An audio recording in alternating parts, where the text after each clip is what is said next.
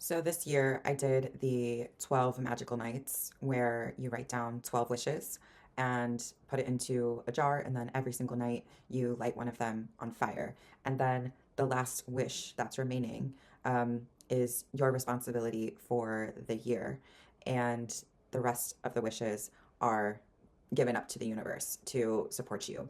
Um, and the one that I had remaining at the end was to cultivate more stability in my life.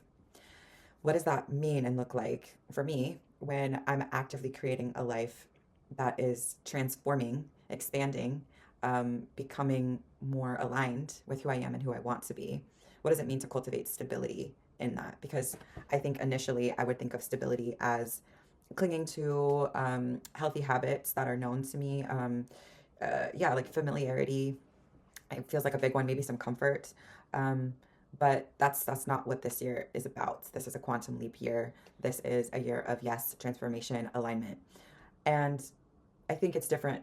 It would be different for everyone. But what I'm really noticing for myself is that stability for me looks like nervous system regulation.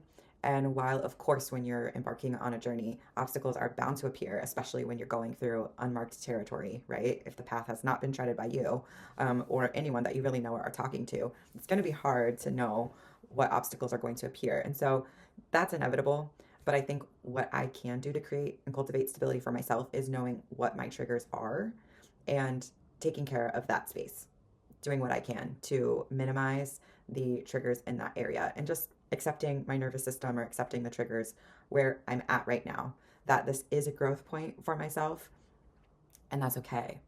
If I'm growing and expanding in one area of my life, my creative aspect of myself, my artist self, then, maybe I don't need to keep pushing and shoving my head into a wall in an area that I know is a challenge for me when I'm actively trying and actively going on a journey to develop this creative, this artist self. So what are the parts of my life that I'm creating some distance, some barriers, some bumpers, some cushioning around where I'm not pushing myself to necessarily grow in this area while I'm pursuing this.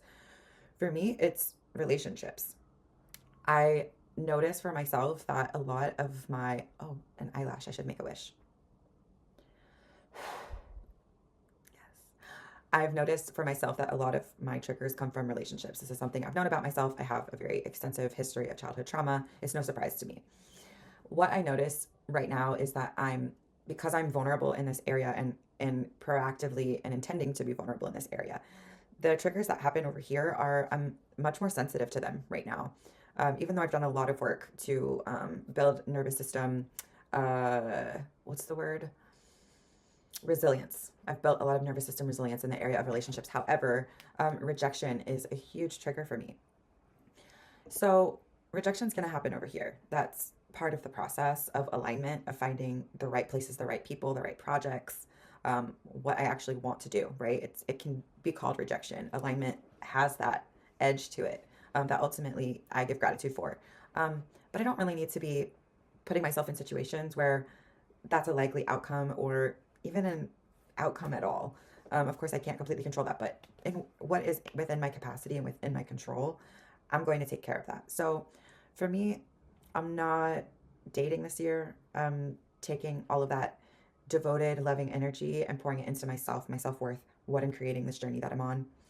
And I'm also not necessarily pursuing new friendships. I'm very, very blessed with a loving community and incredible friends who I love spending time with. I'm a social person. I'm someone that loves meeting new people, getting to know new people. And those beginning stages of developing relationships can come with a lot of uncertainty for me, which can trigger anxiety, or I can perceive it as rejection. When someone's no's are completely valid and within their autonomy and right. However, these kinds of things, this malleable space of building new relationships can really be a challenge for my nervous system. So that's, for example, one area that I'm cultivating stability for myself. I'm not really looking for any new relationships this year, although I do feel I have capacity for different kinds of relationships to come into my life. And so I'm just kind of taking a step back from initiating, from doing the planning or taking the extra step or being extra generous. I'm just kind of keeping my energy a little bit closer to myself this year as I'm doing a lot of building and being really vulnerable in other areas of my life. And I think for me, a part of the change is just being consistent in that, holding true to that boundary, and allowing that to kind of shape my reality in a new way. More nervous system regulation so that I have more capacity to do more uncomfortable things, try new things, see what works, see what doesn't, become more in alignment with my creative and artistic self. Amen.